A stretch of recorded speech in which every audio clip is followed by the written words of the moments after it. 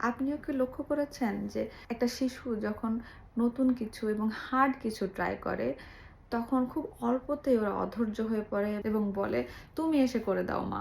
এই মুহূর্তগুলোতে অনেক মা-বাবাই আছেন যারা সঙ্গে, সঙ্গে ছুটে গিয়ে বাচ্চাকে হেল্প করার চেষ্টা করেন এবং সেই মুহূর্ততে যেটা হয় সেটা বাচ্চা বুঝতে শিখে যে আমি পারছি না, বাবা-মা এসেই করবে এবং ওদের যে অল্পতে অধৈর্য হয়ে যে ফ্রাস্ট্রেশনটা ওদের ভিতরে তৈরি হচ্ছে, সেটা টলারেন্স ক্ষমতা বা ধৈর্য ধারণ করার ক্ষমতা শক্তিটাও আস্তে, আস্তে কমে যাচ্ছে বা তৈরি হচ্ছে না ঠিকমতো। তাহলে কি করলে আমরা প্যারেন্টসরা আমাদের বাচ্চাদের ধৈর্য ধারণ ক্ষমতা শক্তিটা আরেকটু এক্সপ্যান্ড করতে পারি বা বাড়াতে পারি?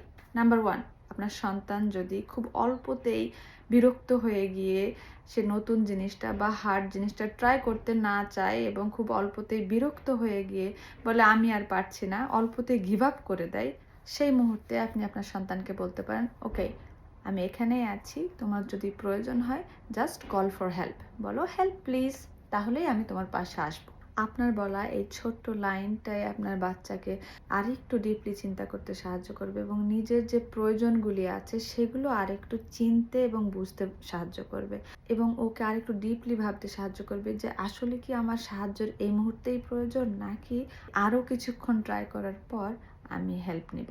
এই সময়টুকুতে ও নিজের যে টলারেন্স ক্ষমতা শক্তিটা বা ওর যে সীমা আছে, বাউন্ডারি আছে, সেই জিনিসটা বোঝার সুযোগ পায়।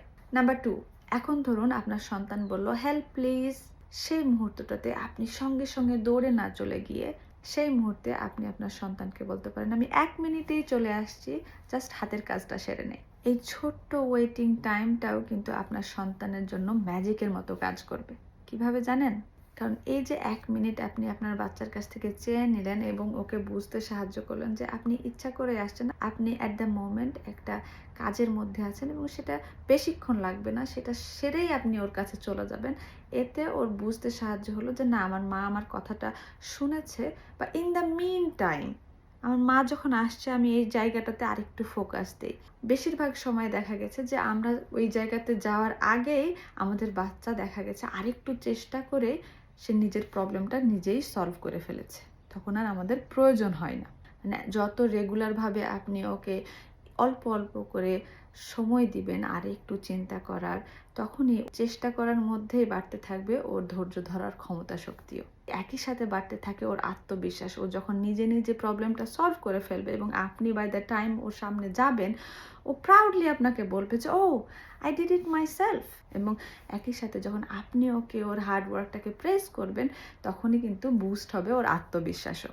এবং নাম্বার 3, আপনি কাছে গিয়ে যদি দেখেন আপনার বাচ্চা স্টিল হেল্প চাচ্ছে, সেই মুহূর্তে আপনার বাচ্চা যদি 5 বছরের বেশি হয়ে থাকে, ওকে ডিরেক্ট হেল্প না করে আগে 2টা প্রশ্ন করবেন যে আমাকে এখন দেখাও তুমি কতটুকু চেষ্টা করেছো, এবং দ্বিতীয়ত কোন জায়গায় তোমার এখন হেল্প লাগবে, কোন জায়গায়তে তোমার কাছে হার্ড মনে হচ্ছে। সো এই যে 2টা প্রশ্নের মাধ্যমে আপনি আপনার বাচ্চাকে আরও একটু ক্রিটিক্যালি চিন্তা করতে হেল্প করছেন।